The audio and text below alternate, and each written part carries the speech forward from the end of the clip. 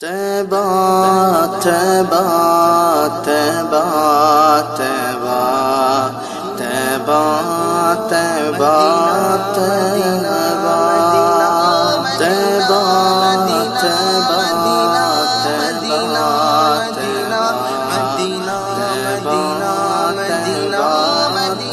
کہیں کیف و مستی میں آ کر تو دیکھو مزے قربتوں کے نحمده ونصلي على رسول الكريم أما بعد فقد قال الله تبارك وتعالى في القرآن المجيد والفرقان الحميد أعوذ بالله من الشيطان الرجيم بسم الله الرحمن الرحيم ذلك الكتاب لا ريب فيه هدى للمتقين وقال النبي صلى الله عليه وسلم خيركم من تعلم القرآن وعلمه الہی رونق اسلام کے سامان پیدا کر الہی رونق اسلام کے سامان پیدا کر دلوں میں مومنوں کے الفت قرآن پیدا کر صدر محترم اسٹیج پر رونق افروز بزرگان دین اور حاضرین جلسہ آج کے اس محفل میں آج کے اس مبارک اجلاس میں میرا موضوع سخن دنیا کی سب سے پاکیزہ اور مقدس کتاب قرآن پاک ہے ہمیں چڑھتے سورج کی طرح یقین ہے کہ اس کا ایک ایک حرف سچا اور صادق ہے وہ قرآن پاک جس کی زبان مقدس بیان مقدس اور جو فتحات و بلاغت کا ساٹے مارتا سمندر ہے جس کے متعلق ارشاد ربانی ہے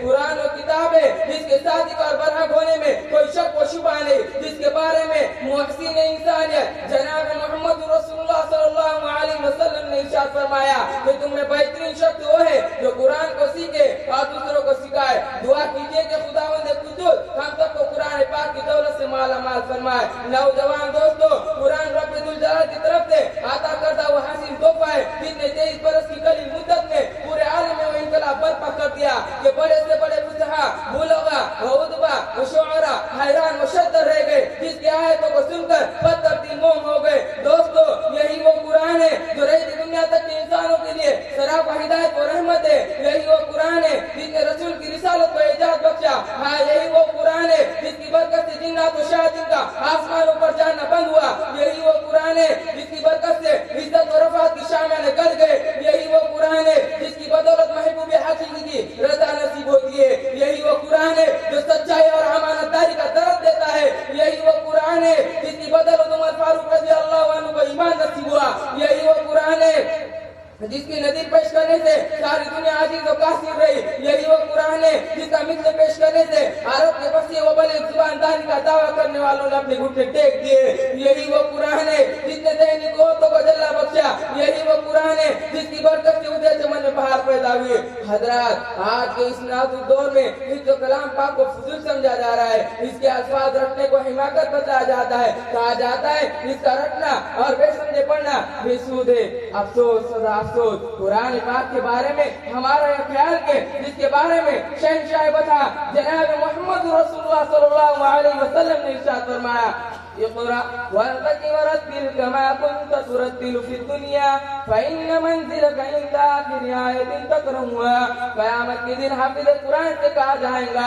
قرآن پڑھتا جا اور جنت کے درجوں پر چڑھتا جا اور ڈھیر ڈھیر کر پڑھ جیسا کہ تو دنیا میں ڈھیر ڈھیر کر پڑھا کرتا تھا بس تیرا مقام اور ٹھکانہ وہی ہے جہاں آخری آیت پر پہنچے مسلمانوں قرآن کریم و عظیم برکت اور سعادت ہے جو روح خدا بندی ہے معادن حیات اور سرچشمہ زندگی ہے وہ عرب کو جو پشت سے مردہ چلی آ رہی تھی دنیا جس کو ذلیل و حقیر جانتی تھی کوئی ان کو اٹھ کی مہنگینوں میں کھیلنے والا سمجھتا کوئی ان کو جوہل عرب کا خطاب دیتا کوئی ان کو جاہلین مکہ کہتا لیکن جب قرآن آیا تو جس کا نام جوہل عرب تھا صحابہ کرام ہو گیا جن کو نفرت سے یاد کیا جاتا تھا ان کو رضی اللہ عنہم و رضوان کا اعزاز ملا جس زمانے کا نام جاہلیت تھا اس کا نام خیر القرون ہو گیا وہ مردہ کو جو کروٹ نہیں لے سکتی تھی طاقت اور قوت سے ایسی نہیں ہو گئی کہ جس نے قیصر و کسریٰ کا گرو خاک میں ملا دیا بڑی بڑی سلطنتوں اور حکومتوں کا تختہ الٹ دیا حضرات میں پوچھنا چاہتا ہوں کہ وہ کون سی چیز تھی جس نے صحابہ کرام میں طاقت اور قوت پیدا کی حضرات یہی قرآن پاک تھا جس نے ایک کو 1000 پر بھاری کر دیا کسی نے سچ کہا ہے. وعدہ غلبہ ہے مومن کے لیے قرآن میں, وعدہ غلبہ ہے مومن کے لیے قرآن میں, پھر جو تو غالب نہیں گھسے کثر ایمان میں. محترم حضرات, اگر ہم ماضی کی طرح حال و مستقبل کو روشن اور تابناک بنانا چاہتے ہیں تو ہمیں قرآن پاک سے وابستہ ہونا ہوگا, اسے سینے سے لگانا ہوگا. اگر ہم چاہتے ہیں کہ دنیا کے ساتھ ہماری آخرت بھی سنور جائے تو ہمیں اس کی تعلیمات پر عمل کرنا ہوگا. خدا نہ خواستہ آج ہم نے 2 پیسوں کی لالچ میں اپنے بچوں کو دین سے دور رکھا اور ہماری نظر اخروی نعمتوں کے بجائے دنیاوی ڈگریوں پر رہی, تو یاد رکھیے خدا کے یہاں جواب دینا ہوگا. میں اس شعر پر اپنی تقریر کو ختم کرتا ہوں. ہے کون محمد کو خدا فرمان نہ بدلا جائے گا, ہے کون محمد کو خدا فرمان نہ بدلا جائے گا, بدلے گا زمانہ لاکھ مگر قرآن نہ بدلا جائے گا. اللہ تعالیٰ مجھے اور تمام مسلمانوں کو قرآن سیکھنے, سکھانے اور اس پر عمل کرنے کی توفیق نصیب فرمائے. وما علینا الا البلاغ. آمین. الحمدللہ نحمده ونصلی علی رسوله الکریم. اما بعد فاعوذ باللہ من الشیطان الرجیم. بسم اللہ الرحمن الرحیم. وقضى ربك الا تعبدوا الا اياه وبالوالدين احسانا. صدق اللہ العظیم. بزرگان محترم اور نوجوانان اسلام اور حدیث طلبہ, اللہ تبارک و تعالیٰ نے انسان کو بہت ساری نعمتوں سے نوازا ہے اور اس میں محکم الشان نعمت والدین کی شکل میں اولاد کو عطا فرمائی ہے. والدین ایسے ہنستے ہیں, اگر یہ دنیا سے چلے جائے, انتقال کر جائے تو ان کا نعمت بدل نہیں. بیوی کا انتقال ہو جائے تو دوسری بیوی مل جاتی ہے, اولاد کا انتقال ہو جائے تو دوسری اولاد پیدا ہو سکتی. کاروبار ختم ہو جائے یا چھوٹ جائے دوبارہ شروع ہو سکتے. گھر بک جائے گھر دوسرا بن سکتا, لیکن ماں باپ دنیا سے چلے جائے تو دوسرے ماں باپ نہیں مل سکتے. معلوم ہوا کہ ماں اور ماں باپ کو اللہ تعالیٰ نے نعمت کی شکل میں اولاد کو عطا فرمایا ہے, جن کے قدموں کے نیچے جنت ہے, جن کے توسط سے دنیا میں بھیجا ہے. اگر اولاد ان کو ناراض کرے تو کاروبار میں برکت ختم ہو جائے, زندگی میں وہ مزہ جو حقیقت میں مسرت لانے والا ہے وہ سارا کا سارا ختم ہو جائے. آج کا نوجوان ہر چیز کی قدر کرتا ہے لیکن ماں باپ کی قدر و قیمت اس کے دل میں نہیں. ماں باپ بوڑھے ہو جاتے ہیں, ان کی وقات نہیں. حالانکہ اللہ تبارک و تعالیٰ فرماتے ہیں ماں باپ اگر خوش ہے تو میں بھی خوش ہوں, ماں باپ اگر ناراض ہے تو میں بھی ناراض ہوں. حضور صلی اللہ علیہ وسلم نے ارشاد فرمایا ماں اگر ہنستی ہے تو اللہ بھی خوش ہوتے ہیں, ماں اگر روتی ہے تو اللہ بھی ناراض ہوتے ہیں. حضرت مالک بن دینار رحمۃ اللہ علیہ کا واقعہ ہے. حضرت مالک بن دینار رحمۃ اللہ علیہ کے والدہ نے کہا بیٹا حج کرو. بیٹے کے پاس پیسے نہیں, نہ اگر ماں کو حج سے انکار کرے تو آخرت خراب ہوتی. اللہ تبارک و تعالیٰ نے توفیق دی. حضرت مالک بن دینار رحمۃ اللہ علیہ نے اپنے والدہ کو اپنے کمر پر لاد کر بیت اللہ شریف تک پیدل حج کرایا. اپنے پاس سواری نہیں لیکن اپنے ماں کو اپنے کمر پر اپنے کھلا پلا کر حج کرایا. آج کوئی ایسا بیٹا ہے جو اپنے ماں کے لیے اتنی تکلیف اٹھا سکے؟ حضرت مالک بن دینار رحمۃ اللہ علیہ نے کعبۃ اللہ شریف کا گلاف پکڑ کر کہا الہی گواہ رہنا, میں نے اپنے ماں کو حج کرا کر اس کا حق ادا کیا. آواز آتی ہے اے مالک, تو نے اپنے ماں کی چھاتی کا دودھ کا پہلا قطرہ پیا تھا, اس کا بھی حق ادا نہیں کیا. تیری ماں نے تجھے 2 سال تک دودھ پلایا, خود گیلے بستر پہ سوئی, تجھے سوکھے پر سلایا اور پڑھایا پلوان پر چڑھا کر قابل بنا دیا. حدیث میں ہے جس طرح اولاد اپنے ماں باپ کو ستائیں گی جب تک اس کی اولاد اسی طرح اس کو نہیں ستائیں گی موت نہیں آئیں گی. اللہ حفاظت فرمائے. قرآن کریم میں فرمایا گیا ہے وَلَا تَقُلْ لَهُمَا أُفٍّ وَلَا تَنْهَرْهُمَا وَقُلْ لَهُمَا قَوْلًا كَرِيمًا, اور ان کو اف مت کہو اور نہ ان کو جھڑکو بلکہ ان سے اچھے سے بات کرو. دوستو, حضور صلی اللہ علیہ وسلم کی ذاتی گرامی ایسی ہے جہاں پر آپ پر نامی آ گیا, جہاں پر آپ کا واسطہ لگ گیا وہاں پر رحمت ہی رحمت, سکون ہی سکون. حضور صلی اللہ علیہ وسلم نے ارشاد فرمایا جب اپنے ماں باپ کے سامنے جائے تو ان کو اف مت کہو, اور جب ان سے بات کرو تو نرمی سے بات کرو, محبت سے بات کرو, نگاہ جھکا کر بات کرو. حضور صلی اللہ علیہ وسلم نے ارشاد فرمایا اپنے ماں باپ کو محبت کی نظر سے دیکھنا اجر مبرور کا ثواب ہے. اللہ تعالیٰ ہم سب کو عمل کی توفیق عطا فرمائے. آمین. وآخر دعوانا الحمدللہ رب العالمین. نحمده ونصلي على رسوله الكريم. أما بعد, عن عقبة بن عامر قال النبي صلى الله عليه وسلم لو كان بعدي نبي لكان عمر بن الخطاب رضي الله تعالى عنه.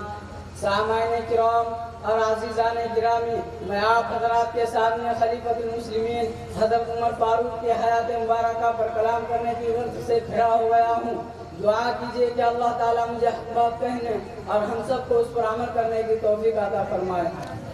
حضرات, امیر المؤمنین حضرت عمر فاروق و جلیل القدر صحابی ہے کہ جن کے ایمان لانے کو معجزہ رسول کہا گیا اور جن کے ذریعے اللہ تعالیٰ نے اسلام کو عزت دی۔ حضرت عمر فاروق و ذات گرامی ہے کہ جب خلیفہ اول حضرت صدیق اکبر نے آپ کو خلیفہ بنانے کے لیے صحابہ سے مشورہ کیا تو سب نے آمنا و صدقنا اور سمعنا و اطعنا کہا، اور پھر آپ نے خلیفہ بننے کے بعد کارہا خلافت جس حسن و خوبی سے انجام دیے دنیا میں اس کی نظیر نہیں ملتی۔ ایک طرف آپ محبت و شفقت رحمت و رافت کے پیکر تھے تو دوسری طرف غیظ و غضب کے حامل بھی تھے۔ آپ اگر شجاعت و بہادری اور عظمت و سطوت کے مالک تھے تو عاجزی و انکساری اور سادگی و سادہ دلی بھی آپ کے اندر ٹوٹ ٹوٹ کر بھری ہوئی تھی۔ اگر ایک طرف آپ نے دلیرانہ و جرأت مندانہ کارنامے انجام دیے تو وہیں پر رحم دلی اور بھائی چارگی کی بے نظیر مثالیں بھی قائم کی۔ آپ کی شجاعت و بہادری کا اندازہ اس سے ہوتا ہے کہ جب آپ نے آپ کی شجاعت و بہادری کا اندازہ اس سے ہوتا ہے کہ جب آپ ہجرت کرنے لگے تو کعبہ مکرمہ کا طواف کرنے کے بعد کفار و مشرکین کے مجمع کو علی الاعلان خطاب کر کے فرمایا کہ آج میں ہجرت کر رہا ہوں، یہ نہ کہنا کہ عمر چھپ کر چلا گیا جسے اپنی بیوی کو بیوہ اور بچوں کو یتیم کرنا منظور ہو وہ آیا اور مجھے روک لے، مگر کہیں سے بھی اس چیتاونی کا کوئی جواب اور چوں چرا کی کوئی آواز نہ آئی۔ حضرات گرامی، آپ کے بہادر ہونے کا اندازہ اس سے لگائے کہ جب آپ نے اسلام قبول کیا تو کعبہ مکرمہ کے اندر آزادانہ طور طریقے سے نماز ادا کی گئی۔ آپ کے عزم اور سطوت کا عالم یہ تھا کہ آپ نے سیف اللہ حضرت خالد بن ولید جیسے ہر دل عزیز جزل کو معزول کر دیا کہ کسی نے دم تک نہیں مارا۔ یہ وہی خالد بن ولید ہے جنہوں نے اپنی 58 سالہ زندگی میں 120 معارکوں اور 26 جنگوں میں حصہ لیا تھا، لیکن انہوں نے بھی ایک معمولی سپاہی کی طرح حضرت عمر کے حکم کے سامنے سر تسلیم خم کر دیا۔ یہی نہیں بلکہ حضرت سعد بن ابی وقاص جو فاتح ایران بھی ہے اور عشرہ مبشرہ میں سے ہیں، مگر جب ان سے ذرا سی کوتاہی سرزد ہوئی تو حضرت عمر نے ان کو فوراً معزول کر دیا۔ سامعین کرام، اگر آپ کے عدل و انصاف کو دیکھا جائے تو بڑی سے بڑی عادی شخصیتوں کو نظر انداز کرنا پڑتا ہے۔ اگر آپ کی فتوحات پر نظر ڈالی جائے تو حیرت ہوتی ہے کہ وہ کام آپ سے ظاہر ہوئے جن کا کوئی نمونہ پہلے سے موجود نہ تھا۔ اگر آپ کی دینی خدمات اور روحانی کمالات کو دیکھا جائے تو آنکھیں خیرہ ہو جاتی ہے اور تاریخی صفحات میں آپ کی کوئی مثال نہیں ملتی۔ اگر معاملات کو پرکھا جائے تو آپ ہی ہے جنہوں نے تنخواہ میں غلام و آقا کو برابر کر دیا تھا۔ آپ نے محکمہ اطلاعات قائم کیا تاکہ شعبوں کی سیاسی و معاشی حالت کا صحیح علم ہو سکے۔ آپ نے تمام عمر صرف توحید کی دعوت دی اور شرک کی تمام اقسام و نواح کو تحقیق کیا۔ چنانچہ جب آپ حجر اسود کو بوسہ دیتے تو زبان حق ترجمان سے اتنا ضرور کہتے کہ اے حجر اسود، میں جانتا ہوں تو ایک پتھر ہے، تجھ میں نہ کوئی طاقت ہے نہ کوئی تاثیر، میں تجھے اس لیے بوسہ دیتا ہوں کہ میں نے جناب نبی کریم صلی اللہ علیہ وسلم کو بوسہ دیتے ہوئے دیکھا ہے۔ اگر آپ کے علم پر نظر ڈالی جائے تو آپ ہی دنیا اسلام کے پہلے امام ہیں جنہوں نے علم اسرار دین کی بنیاد رکھی۔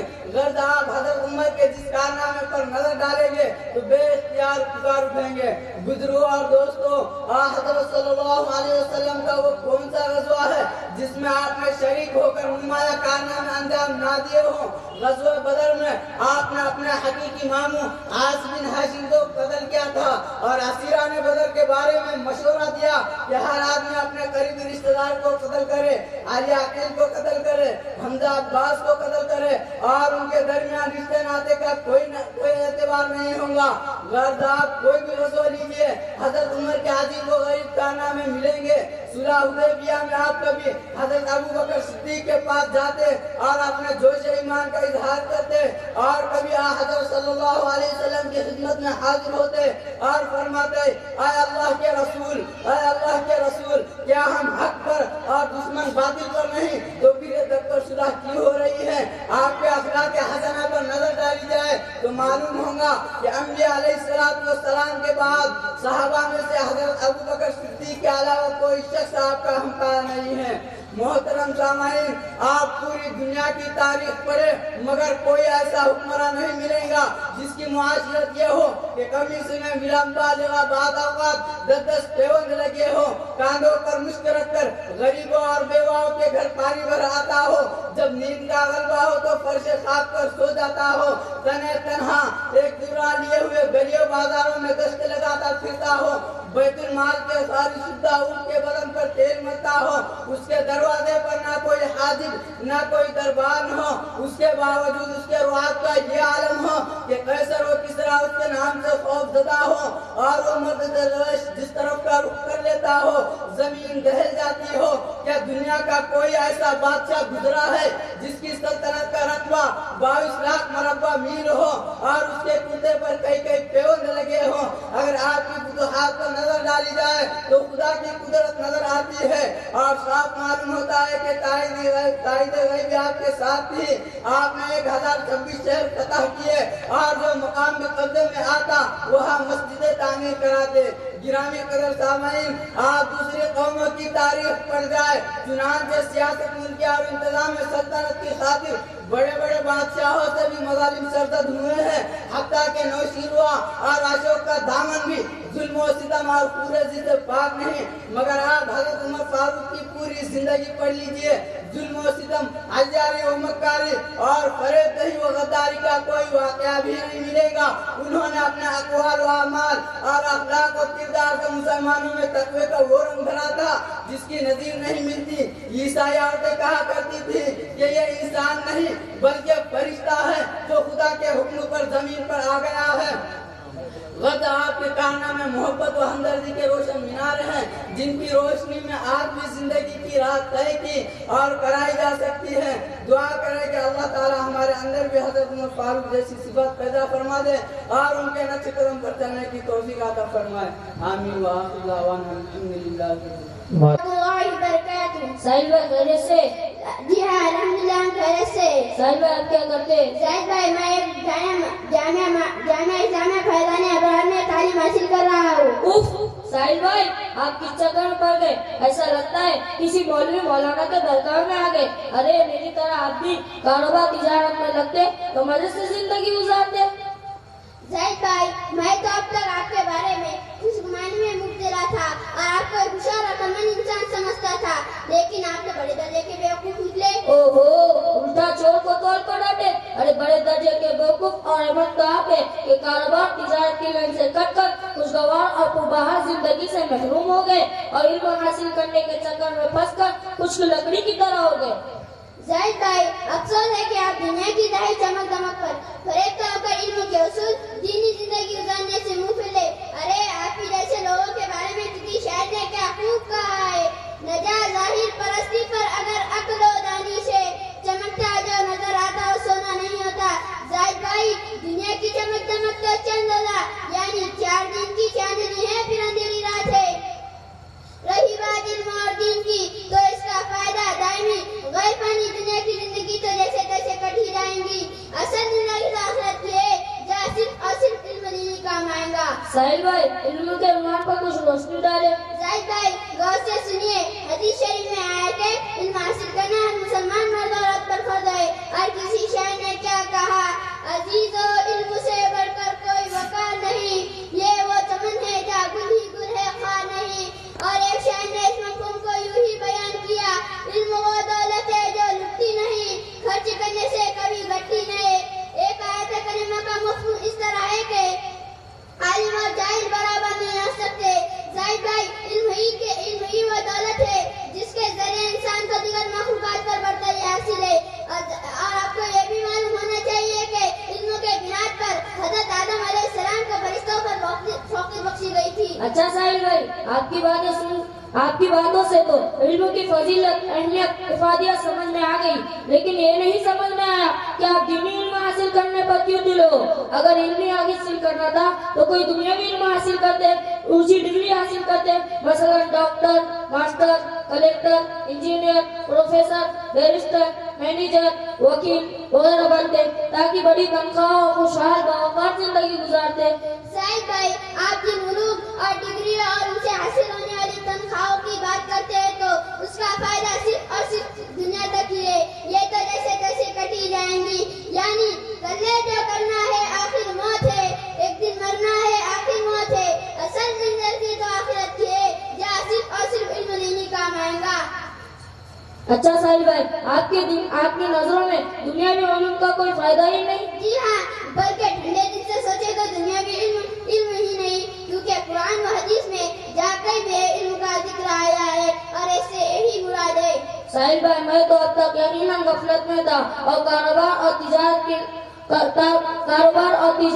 اور دنیاوی علوم کو معراجی طرف سے سمجھے ہوئے تھا, لیکن آپ کی باتیں سن کر میری دل کی آنکھیں کھل گئی اور میرے دنیاوی علم کی بے وقاتی, ناپائیداری, دین علم کی فضیلت, اہمیت و عظمت سمجھ میں آ گئی اور میں اپنے پرانے خیالات کو چھوڑ کر دین علم حاصل کرنے کا عہد کرتا ہوں. کیا آپ اپنے مدرسے میں میرا بھی داخلہ کرائیں گے؟ زاہد بھائی, ہاں ضرور, انشاءاللہ. آئندہ سال آپ 10 شوال کو آئے تو میں اپنے ناظم صاحب سے ضرور داخلہ کرا دوں گا. ٹھیک ہے, تب تک کے لیے اجازت دیجیے. السلام علیکم ورحمۃ اللہ وبرکاتہ. وعلیکم السلام ورحمۃ اللہ وبرکاتہ.